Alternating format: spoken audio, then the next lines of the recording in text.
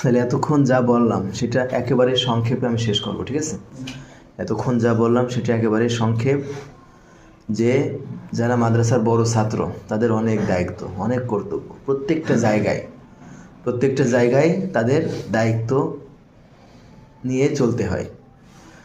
একটা মাদ্রাসার পরিবেশ শুধু উস্তাদদের নজরদারিতে ঠিক থাকে না, কারণ মাদ্রাসার ভিতরে ছাত্রদের ভিতরে বিভিন্ন গল্পগুজব হয়, তাই না? কথা বলতে হবে, বিভিন্ন গল্পগুজব হয়। এই গল্পগুজব উস্তাদদের কানে আসে না, কিন্তু যারা ছাত্ররা আছে সে সকল ছাত্ররা এই সকল গল্পগুজব সম্পর্কে জানে, কে কি করছে, কে কি বলছে, কে কি ভাবছে, এগুলা মাদ্রাসার ছাত্ররা জানে।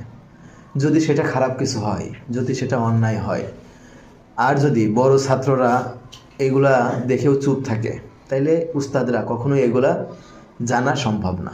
এই জন্য একটা মাদ্রাসার একটা আবাসিক, বিশেষ করে যে সকল জায়গা আবাসিক, সে সকল আবাসিকের পরিবেশ ঠিক করার জন্য, ভালো রাখার জন্য বড় ছাত্রদের ভূমিকা থাকে 30 থেকে 40%, বাদবাকি 60 থেকে 70% ভূমিকা থাকে ওস্তাদদের। এই জন্য বড় ছাত্র, তোমরা বড়, পুরনো ছাত্র এবং বড় ছাত্র, তোমাদের কথা ছাত্ররা শুনবে, তাই না? তোমাদের কথা ছাত্ররা শুনবে। তোমরা যদি মনে করো যে আমরা আমাদের উস্তাদদেরকে সাহায্য করতে চাই, আমরা আমাদের দায়িত্বের জায়গা থেকে আমরা আমাদের উস্তাদদেরকে, বড় হুজুরকে আমরা হেল্প করতে চাই, কিভাবে? যখন হুজুররা নাই তখন আমরা সেইভাবে দায়িত্ব পালন করব, যাতে করে কোনো ছাত্র মারামারি করা, চিল্লাপাল্লা করা, দৌড়াদৌড়ি করা, পড়ার সময় গল্পগুজব করা, এগুলো না পারে। এই দায়িত্ববোধ নিজেদের ভিতরে আনতে হবে। আমল আখলাক, নিজেদের আখলাক সুন্দর করতে হবে, নিজেদের আমল ঠিক করতে হবে। ছোটরা সবসময় বড়দের অনুসরণ করে, তাই না?